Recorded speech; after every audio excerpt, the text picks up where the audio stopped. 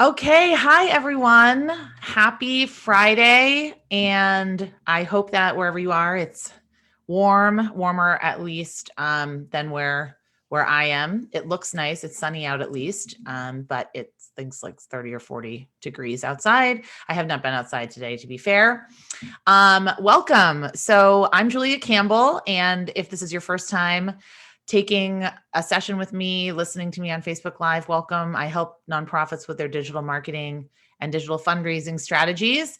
I go live on Facebook, kind of whenever I want, whenever I have a very interesting guest or a topic that I want to share. So we're going to just dive right in. The topic today: how to get new donors through digital marketing. And I know that is a huge attraction for a lot of you, because I'm just going to monitor this to make sure that everyone is seeing us and hearing us. It's just a huge question that I get all the time in my work. Digital donor acquisition is really popular, really hugely, just a big, I wouldn't say trend, buzzword, but we have to figure out, what are we doing in digital marketing? How are we actually converting our fans and followers, or people that are interested in us, people that want to find us? How are we actually bringing them into the fold and building deeper relationships with them than we can on maybe Facebook or Twitter or Instagram? So my friend Chris Barlow is back graciously, is joining us today. So he's going to show us a simple way to acquire new donors through digital marketing, all without SEO, or even knowing anything about SEO, search engine optimization, without a huge team, without tech overwhelm, things that you as a small nonprofit, maybe you're wearing all the hats, things that you can do and put into action today. And just a little bit about Chris. He's the director of Beeline. He's been in marketing and sales for 14 years. And this is the best part: he masterfully puts his two youngest down for a nap every day. I just want that to sink in for a lot of us that are incredibly jealous. We were having a chat before, and I was saying how some of you might remember this. Actually, I started my business when my daughter was 6 months old. And I used to talk about it all the time, how she would just nap like on schedule, be like a half an hour nap at 10, and then a 3 hour nap, and then a half an hour. It was amazing. You could actually schedule client calls and stuff around it. Then fast forward to my son, who is now 6, and I honestly think he's never taken a nap. Like, he would sleep, he'd fall down face first, in his Legos at 11 a.m. But I wouldn't say that it would ever be a nap. So any nap tricks that you can give us, Chris, after this, we would be happy to take them. So Chris expected to work in a cause-focused career when he grew up, but was surprised to discover his passion for business. And 5 years ago, he came full circle, and he's been happily serving nonprofits ever since. So welcome, Chris. So happy to have you here. Great to be here, Julia. I'm excited Yay. to be with you and to share this topic with everyone. And so let me share my Awesome. Yeah, take it away. Let's get right into it. Sweet. Can everyone see that? Can you see it? I can see it. Yes. Sweet. I'm going to Perfect. just mute myself because, there'll probably be UPS drivers, like as before, coming and honking. So I'm just going to mute myself, but take it away. I'll be monitoring the questions. I'll be monitoring the chat. Please let us know, what you want to learn most, what you're thinking, your feedback. We want this to be as interactive as possible. So I'm just going to let Chris take it away. Yeah. So I imagine this will take, I'll share for about 20, 25 minutes, and then we'll have a lot of time for Q&A at the end. So I've spent a lot of time looking in the nonprofit space at the content that's out there. And one thing that it's really easy to find a lot of is information on donor retention. And I wondered, why is this? And it's actually not hard to figure out. In the business world, it costs 5 times more to get a new customer than to keep one. And I think this applies to nonprofits with donors in the same exact way. There's a lot of information out there on donor retention because it's just easier to do and it has really high value. But every year, every nonprofit loses donors. And if that trend continues, you can see where that's going. So if you aren't having trouble retaining your current donors, if you are, that's what you should be doing. But if you're not, you need to be finding new ones. And because it's really hard to get good information on how to do it, that's why I want to talk about this topic today. And there are three big benefits to bringing in new donors. New donors help you with getting started with your fundraising base. They help you expand your mission in a less risk-based way, because when you have unexpected times that arrive, some of your big donors may not be able to donate to you anymore. So a lot of your regular donors may not be able to donate. But if you're continually growing that fundraising base, you're able to reduce your risk. Most nonprofits depend on big in-person events to find new donors and to fundraise, to hit their fundraising goals. And part of that's because current donors, and attendees invite their friends, they invite their network, and those new people discover your organization.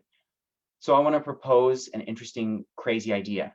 What if through an entire year, you couldn't do big in-person events? Okay, silliness aside, how would you get new people to discover your organization? So today I want to teach you a new way to think so that your operating approach as a nonprofit can begin to align your mission and fundraising using marketing. The thing is, every nonprofit has this dilemma. You have to you want to spend as much time as you can just fulfilling your mission, but you have to take time aside from that to fundraise.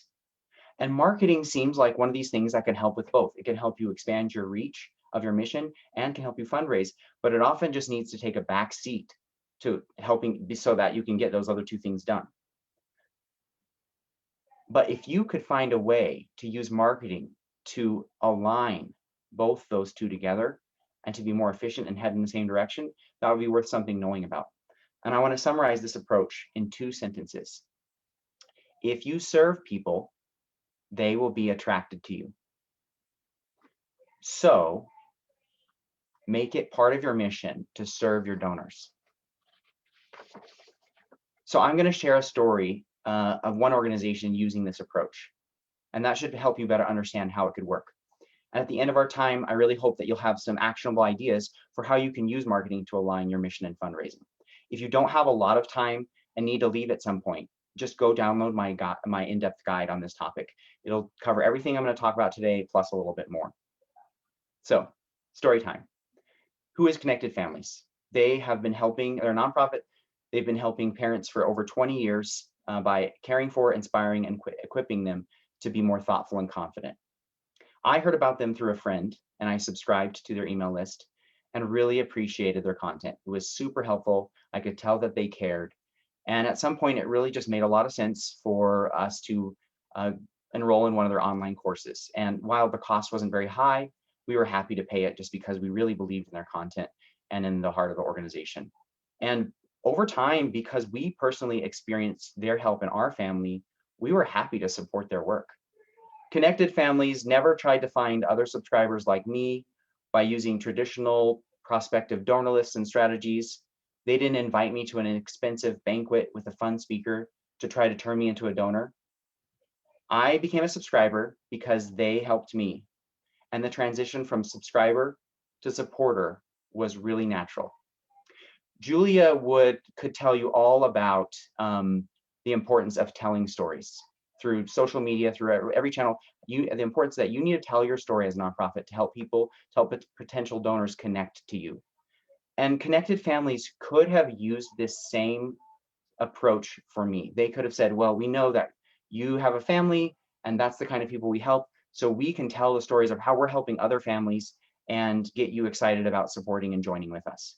But instead of doing that, they made their mission part of their mission to serve me, and their story became my story. And there were 2 huge benefits to this. First, fulfilling their mission was personally experienced by me and internalized by me, and I knew that it was something real and it was something that they really cared about. And the second thing was that I had a sense of wanting to pay it forward. Now, not every nonprofit is going to have this beautiful overlap between their potential donors and their mission. So the question for you today is, how can you take this approach on in your organization? So before we get started and looking at that and answering that question, let's do that by answering 3 fundamental questions that are almost identity level for your organization. If you want to start writing down some ideas for yourself, now would be a good time. So the first question is, who is our donor? To best understand or think about that, I like to use a concept called the donor persona. That's simply a representation of your ideal donors based on information that you get from actual donors and market research. There's some ways that you can do market research. I'm not going to get into that today, but essentially, you just try to figure out who your donors are based on their demographics, their interests, the online platforms where they spend time, and most importantly, what are their specific needs and characteristics. So think about right now, what are your donors' challenges and needs? Make some notes. Feel free to share them in the chat if you want to make this like a group thing. It doesn't matter to me, but start thinking about that. What are your donors' challenges and needs, especially as they might be related to your organization? The natural next question is, what is your expertise? What are the ways that your organization fulfills its mission? What are your experiences, your skills, your knowledge as an organization, your connections? Answer in the chat again if you feel like it. What is your organization's mission, and how do you help fulfill it? And before you just think about what you can do organizationally, also think about each one of the members of your board and each one of the members of your leadership team. Think about the skills that each person has. And even if those skills and expertise aren't used directly to fulfill the mission, perhaps those things help them fulfill their role. And in fulfilling their role, that expertise could be something that you use in this kind of campaign. So a lot of you probably can guess what the next kind of question is going to be. Where does your expertise overlap with your donors' needs? This is your area of opportunity. This is the area to start thinking about how your organization could use part of its mission to help serve donors. And I'm going to give some examples. So connected families, obviously, they help potential donors by serving them through their parenting needs. If you're an animal shelter, well, then you can use your expertise with animals and pet ownership to help people who are interested in pets, whether they don't have a pet yet or whether they are having questions or problems with pet ownership. Another nonprofit I recently heard about that I thought could make a good example is they help families in low income send their kids abroad to study, for travel experiences for a semester or a summer. And so they have a lot of experience as an organization with traveling, with learning and adjusting to a new culture and a language, with how to pack, all kinds of different areas related to living and studying abroad. Well, they can use that expertise to serve families from any income level who have the same kind of questions or issues. So because we're talking about, because we're talking about digital marketing, I like to approach this campaign in 6 steps. And today we're going to talk about just the first 2 mainly, and I'll go over the last 4. And right now we're in the brainstorm stage. We are figuring out how can you create something that will actually help people who could become your potential donors. So because it's digital, we're going to create a digital resource. And here are different formats your digital resource could take. And you could obviously create multiple ones, but we just want to start with one. And I list these different formats because while video or podcast could get more engagement than just a simple guide, a PDF, you want to do whatever you have the skills and manpower to do. So if a video is going to be expensive, it's not something you have a lot of experience with, do what you can create quickly. I want to give some specific ideas of what these digital resources could look like. But before I do that, I want to make a mention of why digital marketing. So you don't want to pull a lot of resources and time. You don't want to create a new program. Most likely, you don't want to create a new program, pulling resources and time from your main mission. Serving your donors is important. And if it's aligned with how you're currently serving and fulfilling your mission, that's great. And the nice thing about digital marketing is you can put some time and effort into creating some things that will help serve people and reuse it. And it can be evergreen. And it can be something that gets used over and over and over for new people without you having to invest more and more time in that and pulling your attention away. And that's why it can help align your efforts. So here's some examples of, sorry, I keep here's some examples of different resources that you could create. And I have a lot more than this in the guide that I mentioned, and I'll share a few now. So if you're in the civil rights or legal sector, you could create a guide to free legal services available in your city. If you're an animal shelter, you could create a quiz on how to pick the right pet for your family or for your home. If you're in health services, maybe you could create an ebook on how to care for family members with a specific kind of disease. If you're in the arts, I particularly like this one. You could create a series of videos featuring the actors. Oh, wait, hold up, Chris. Sorry. I'm sorry. Yeah. Someone's asking what were the 6 steps? I know, sorry. Oh, I don't want to that's disrupt fine. your flow here. We're going to come back to these. Okay, so brainstorm, validate, create, offer, welcome. I actually took a photo. I will post it in the chat. Perfect. And I will come back to those, and I'll go over each one. So yeah, and if you're in the arts, you can create a series of videos featuring your actors, stage director, tech, lighting team, and teach different skills to people who are viewing them. They don't have to be long videos. You could teach these different techniques or different ideas, how to nail your next audition, how to make it appear like it's time is, whatever, how to make it look appear like evening using lighting, whatever the ideas are that you teach. And then you could create a follow-up video inviting people to your next show, sending them to buy tickets and say, we're going to feature some of the things that we just taught you, some of the skills and techniques in this next show. So once you have an idea of what you want to create and have some brainstorm some different resources, you need to validate it. Before you take the time to actually create it, you need to make sure it's something that potential donors would actually want. And there are a number of ways you can validate it, but the main 2 that I recommend are doing keyword research and a donor survey. And let me explain a little bit about each one of those. So keyword research is a way that you can kind of find out, is there demand for this? And are people in general searching for problems online that are related to our resource could solve for them? And so you could, if you don't already have an account with Google Ads, you can create a free one. You don't need to put any credit card information on file. You can just go to ads.google.com, and in their tools, there's a keyword planner. And you can just type in some phrases, 2-word phrases, more words if you like, and get an idea. Are people searching for the kinds of questions that our resource would be valuable for them? So again, if you're an animal shelter, are people searching for pet ownership? How many people in your area are searching for pet ownership or adopt a dog or whatever it might be? And once you've done that research, you'll get an idea. Okay, there's a lot of people searching for general topics related to this resource that we brainstormed, or maybe these keywords would apply to several different ideas we have for resources. And then once you've done that, once you've got an idea that there is some demand for this online, take the ideas to your donors, create a survey and say, we're thinking about helping people along these lines, and we're creating one of these resources, and list a few. Which ones of these would you find most valuable? And then as a follow-up question, ask, and if we create this resource, would you like us to send it to you? Because if people say, yes, we want this, that's a really strong vote of confidence that it's something that people want and that's valuable. So let's go back to that 6-step campaign. We've brainstormed what you could create. You validated it. Now it's time to actually make it.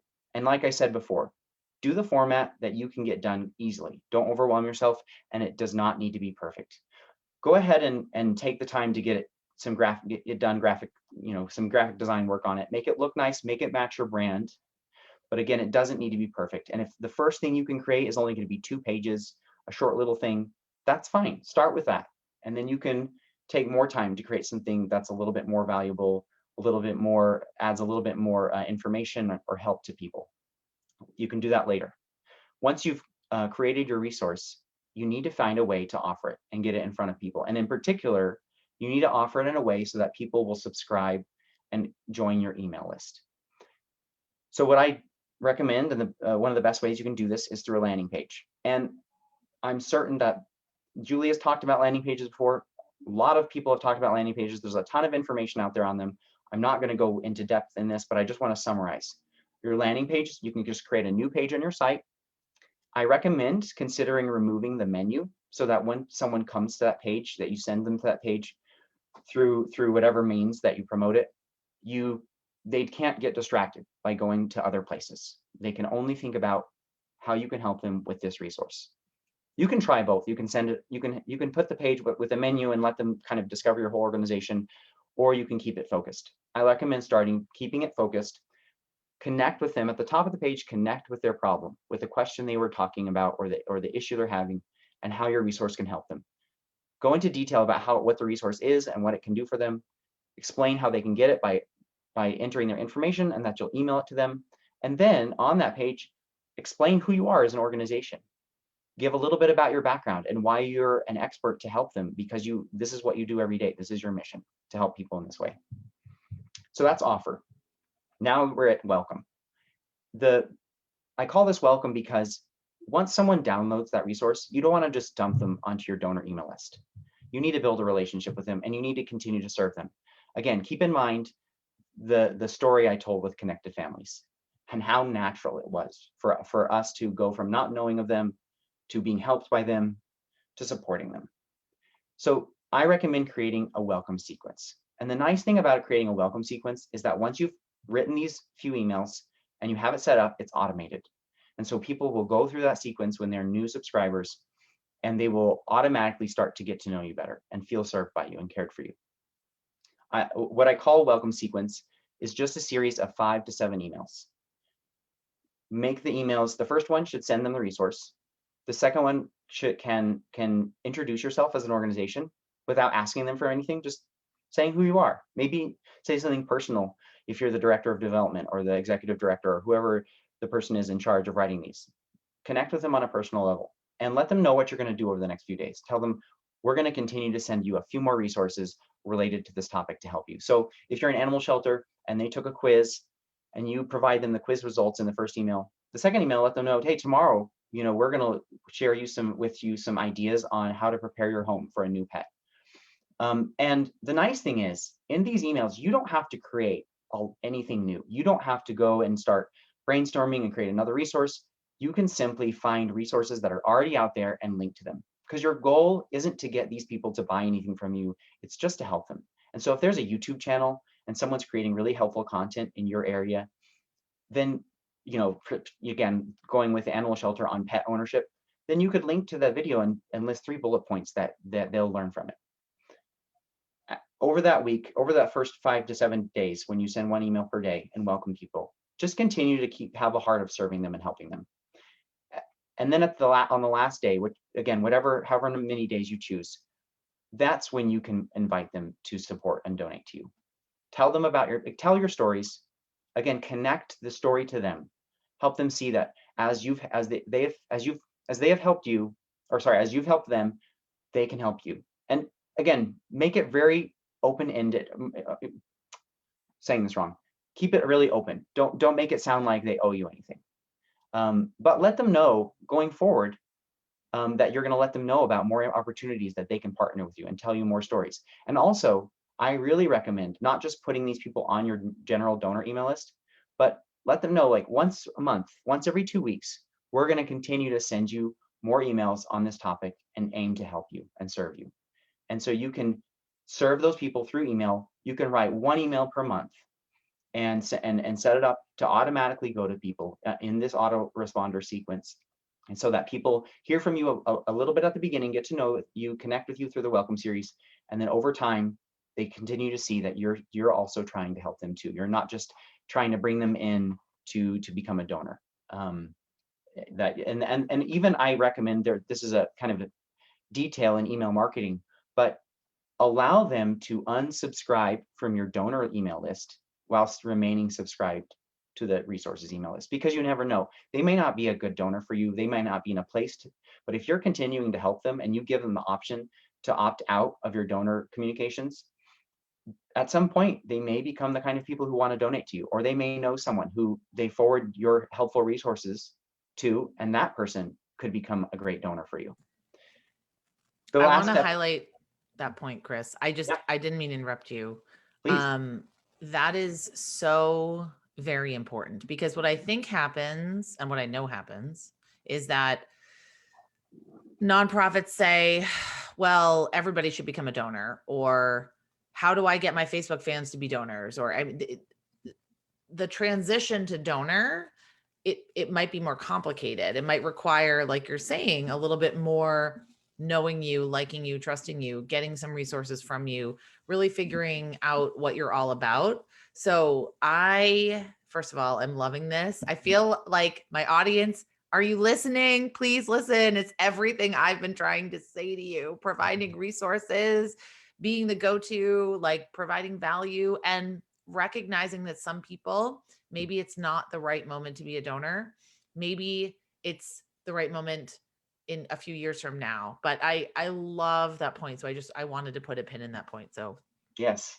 okay, I'm listening. I'm Yeah, taking no, notes. and it's similar. It's a digital way of, if you are calling people, whether they've been past donors or not, and you make that ask and they say no, It just means not now. it means not now. And it also means this is their chance to say, oh, no problem. I understand that. Like, and is there anyone else do you think who should know about our organization?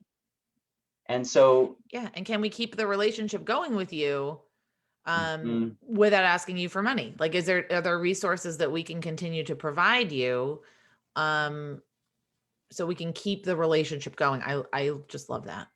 mhm.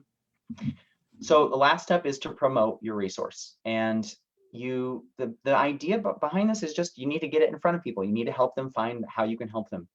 And I'm going to list a few different ideas. But the one that's really works really well with this whole kind of campaign is Google Ads, Google Ad Grants in particular, because it's free ads.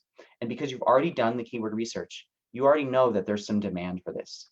And so you can take out ads, target those keywords for the kinds of things that where your resource would be helpful to people, and get it in front of them, and it's not going to cost you anything. And the nice thing about this is a lot of nonprofits have trouble getting Google Ad Grants to get resources or results for them. And part of that is because if you're targeting Giving Tuesday, so is every other big nonprofit with a budget, and you're just not going to get found with a grant. So this allows you to find the kind of people who you can connect with and help in very different ways. There are a lot of other ways that you can promote your resource, though. You can use social media, and I'm sure Julia has talked a lot about how you can do that, so I'm not going to try to explain, but you can use social media, and I recommend it. You can use partnerships. One kind of partnership I want to illustrate here is if you're creating resources that can help people and teach people, you could partner with local schools or your college, connect with teachers who are teaching on the kinds of topics that you help with, and put your resources in front of them so that they can learn about your nonprofit and their students can learn about your nonprofit. I mean, again, if you're in the arts, connect with the local drama teachers and the theater professors. If you build wells in another country, you know a lot about engineering. Connect with an engineering professor and tell your story and share resources on how you go about doing that. And then now the professor has this awesome local case study of a nonprofit in their city. So you can get these kind of resources through partners as well. And of course, you can use cold email, direct mail, those kinds of things. Another really great way you can use this resource is with donor retention. We come back to that because if you've created something that can help current donors or potential donors, it's going to help current donors even more. And you can hand it out and or give it at virtual events, or you can just send it in emails as a way to thank donors. Again, there's a lot of ways that this resource can overlap and help your organization.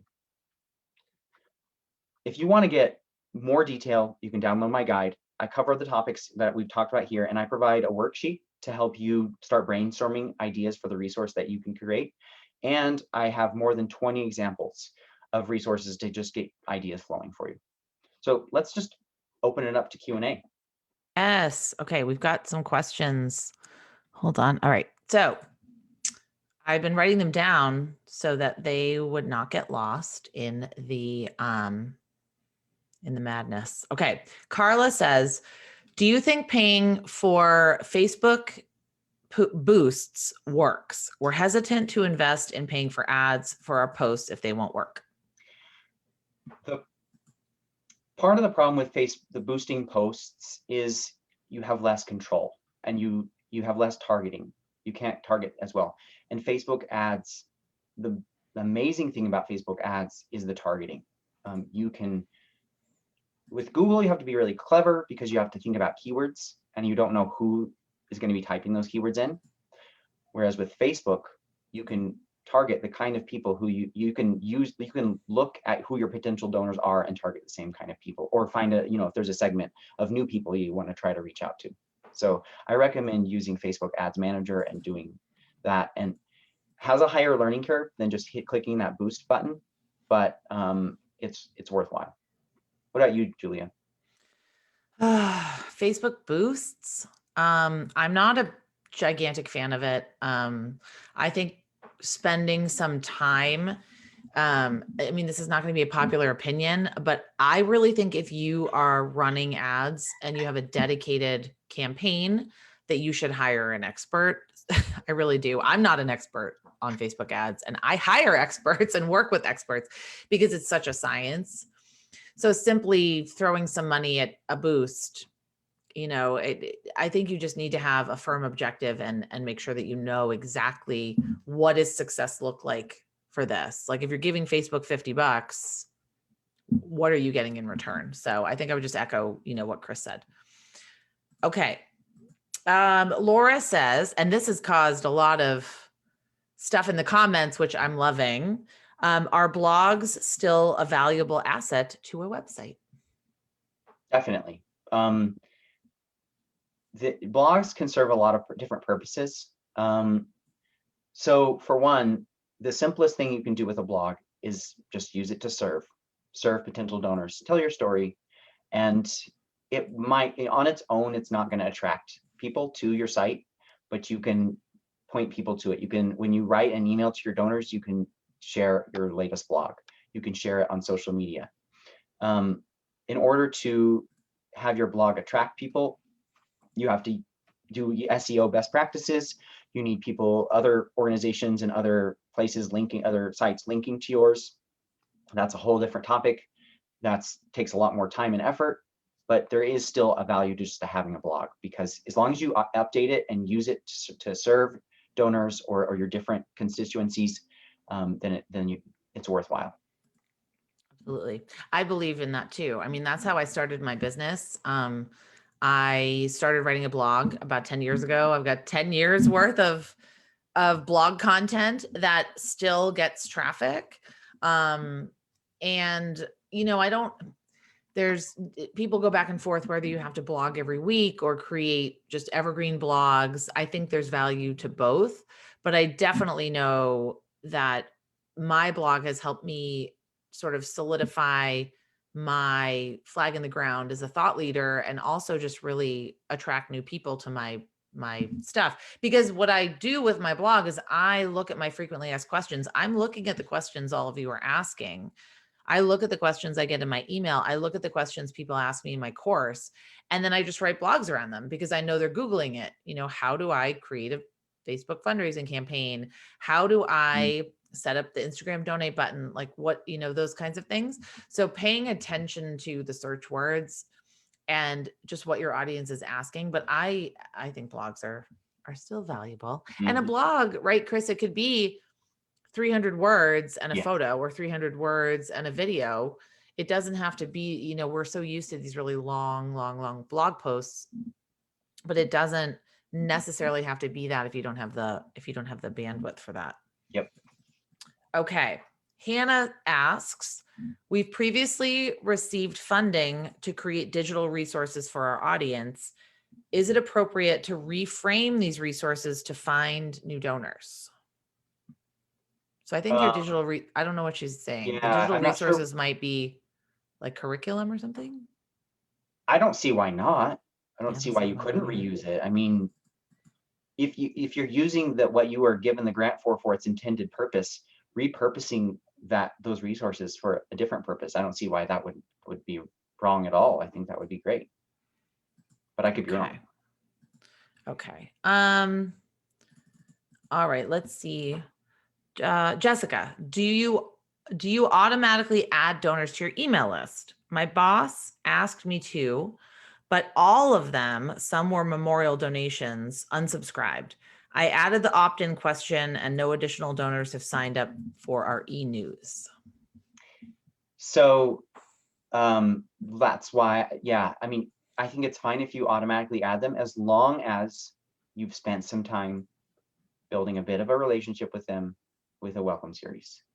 If you just automatically add those people to your donor list after getting a resource, they're not gonna really care or understand or connect. It'll be kind of abrupt.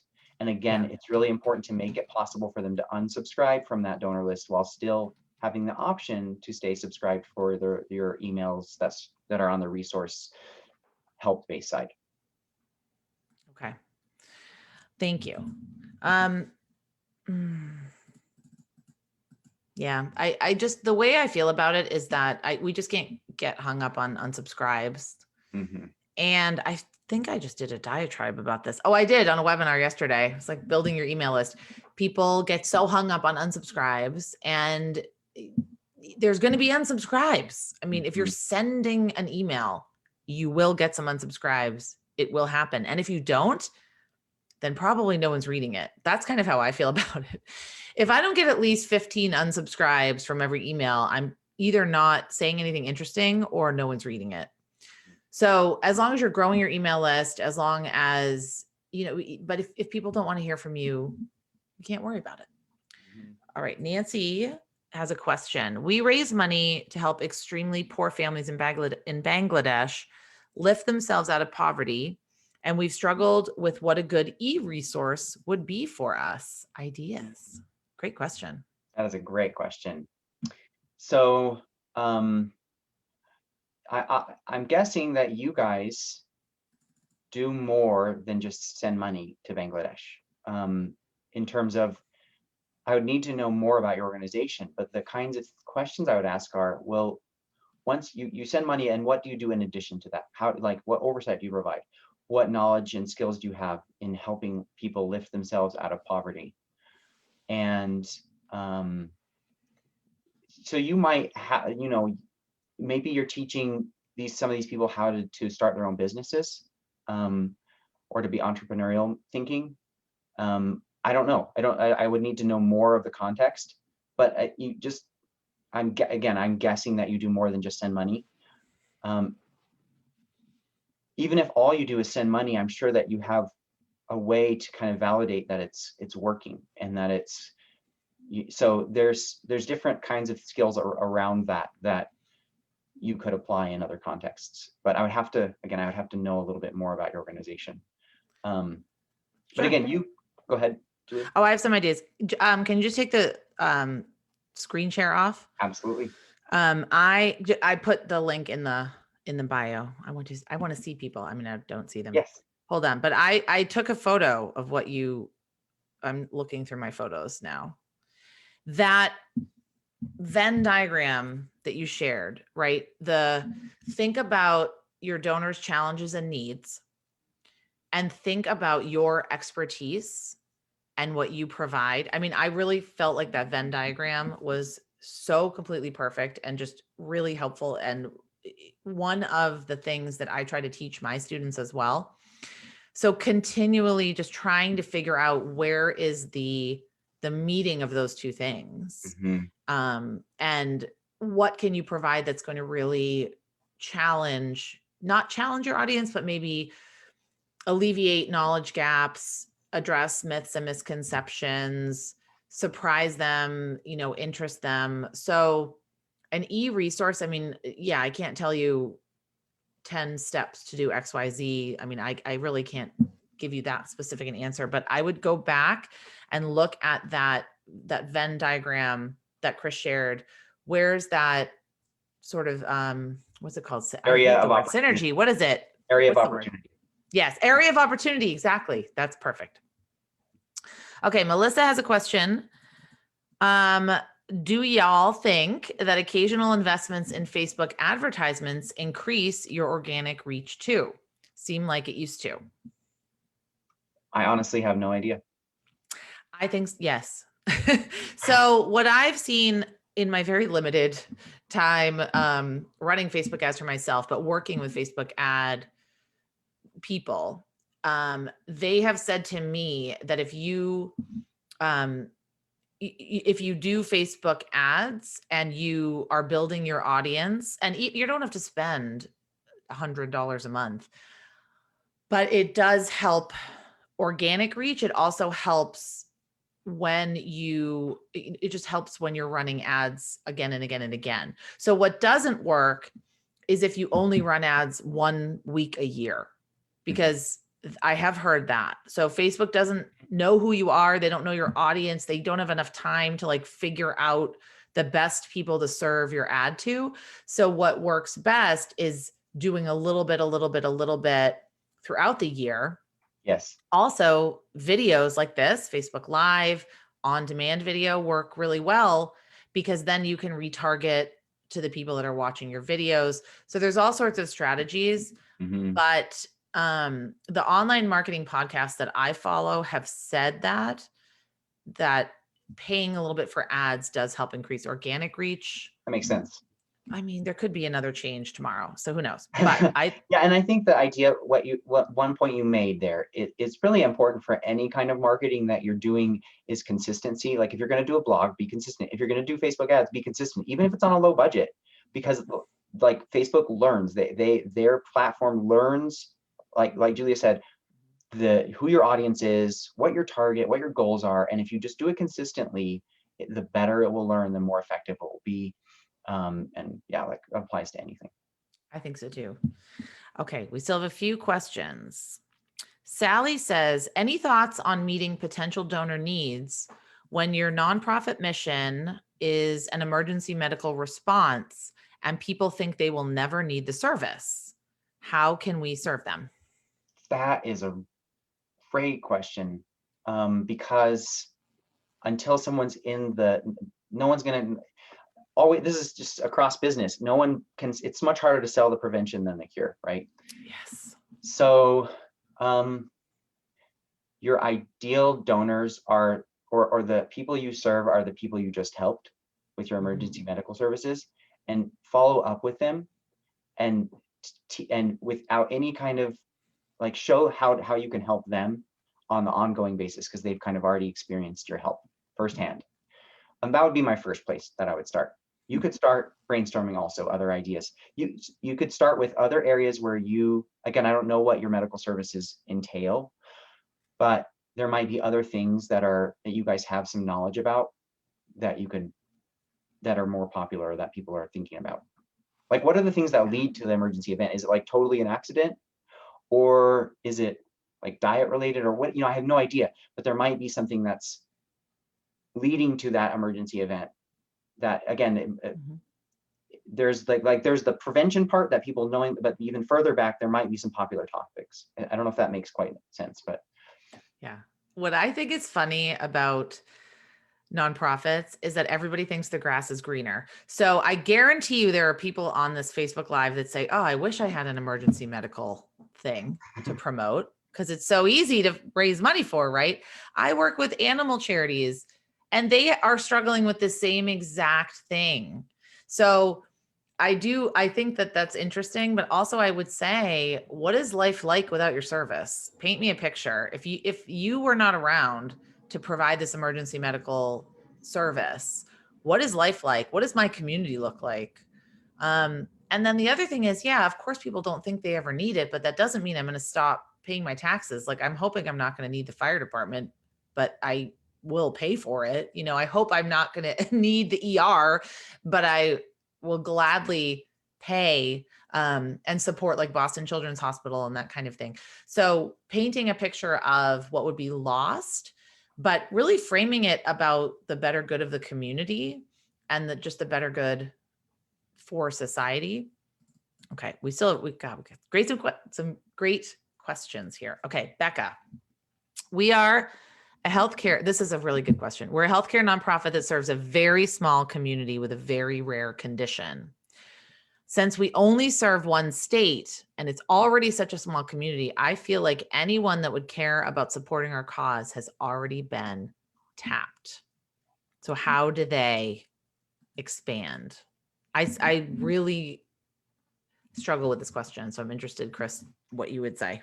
So it's a small area and it's a very rare condition for only that and you're only serving in that area. Mhm. The first thing that comes to mind is, are the people that are in your network that have already heard about you guys supporting you? That sounds like more like a donor retention issue than a donor acquisition one. And maybe you don't need to grow. There maybe if the need is so small, then you don't need to grow beyond the need. And so then you need to focus on the retention aspect, and kind of the people who already know you, even if they're not current donors or on your email list, reintroducing yourselves and finding ways to serve that community. And that's, again, it's a similar kind of thing, but you don't necessarily need to grow beyond that, your need. Is you just, your nonprofit shouldn't be bigger than the need of that it's trying to serve. Yeah, I would say, I mean, I've worked with the Dravet Syndrome Foundation. That's a form of epilepsy that's very rare. I've worked with the Marfan Syndrome Foundation. That is an incredibly rare disease. And what tends to happen, what tends to work best for those kinds of organizations is, like Chris said, donor retention and engagement and just getting people really invested. But peer-to-peer fundraising works really well. So if I have a child, which, thankfully I do not, if I have a child with a very rare condition, I can raise money from my friends and family, and I can do it every year. Let's not get Christmas presents. I don't want birthday presents. I just want to raise money for this. So try to engage, like identify and recruit and maybe train some people that can do peer-to-peer fundraising. Now, those donors are not necessarily going to be very long-term donors, but some of them might become interested and some of them might become a little bit of a longer-term donor. But to me, it's the peer-to-peer fundraising when you're dealing with a very rare disease, because you're right. Why would I personally care about it if I have never heard of it? But if a friend contacts me and says, I would love for you to support this cause that's close to my heart, then I'm much more likely to give. Yep. Okay. There are 1,000 questions. So I think we're just going to take 2 more. Sorry, everybody. Because this has already been 47 minutes and it's amazing. Post your questions in the Facebook group. They are. They're posting them all in the chat and they are just fantastic. So Tanya, I love this question. We generally post the same information on our Facebook, Twitter, and LinkedIn. Is this helpful? Or do people expect organizations to have different campaigns for different platforms? I have some thoughts about that, and I want to hear what you have to say, Julia. But I'll just say, I think from what I've heard, and want to understand that Google doesn't really like that for SEO purposes. It's better if, even if you post the same link, it's better if you word it differently and explain it a little differently. If you just copy paste, Google doesn't like that. So, but in terms of like best practices in social media, Julia, what do you think? You can repurpose. So if you have a fantastic story, you can take that story, but I always say the story is the gold, and I'm stealing this quote from Andy Goodman at the Goodman Center, and I want to give him credit, but the story is the gold and you mold it depending on the platform you're sharing it on. Mm-hmm. So you could write a long form email, a long form blog post. You would have to write a 280 character tweet. You'd have to write something for Instagram. So you have to mold it. So the kernel of the idea, the resource that you're sharing definitely can be the same, but you can't share it in the same way. So, and also, but the other thing is, I think what you're trying to say is, are you afraid that people are going to see it on all 3 channels? No one is that lucky. No one is that lucky. Oh my gosh. If any of you have ever seen what do I do? Email, LinkedIn, Pinterest, Instagram, Facebook, Twitter. If anyone has seen anything that I post in more than one channel, I'm thrilled, right? People are not going to get overwhelmed. It's just the reality of the algorithm. Different people follow you on different platforms for different reasons. So just make sure if it's on Instagram, maybe it's a little friendlier, a little more casual. You've got those hashtags. If it's on Facebook, it might be worded differently. If it's on LinkedIn, it's worded a little differently, but the kernel of the story, the resource is the same. Maybe the link is the same, but you definitely want to zhuzh it. I guess the zhuzh is the word. You want to You want to mold it for each channel based on the audience, because you want to, first of all, you want to look like you know what you're doing, because each channel is so different and has such a different strategy, different etiquette, different inhabitants, different language, that kind of thing.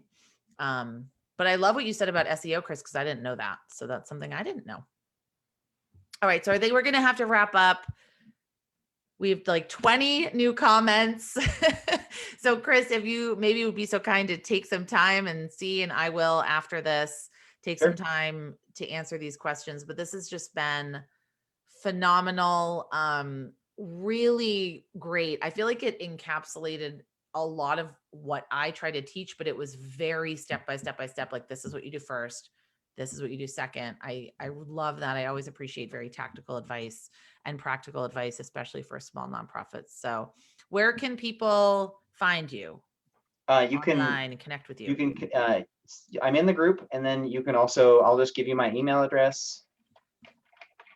Oh, it's not going to be in the Zoom. It's That's team okay. at I will adgrants. type it. Yeah, team@adgrants.marketing.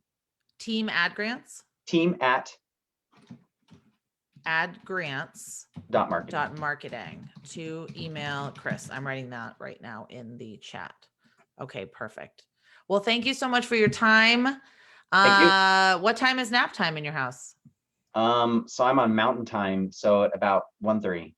Oh, great. Okay. Well, hopefully you'll get some work in, or maybe just relaxation, some quiet time. Yeah. But thank you so much, Chris. I really, really appreciate it. And I will, we'll see you soon. Sounds good. All right, take care. Thanks, Bye. Julia.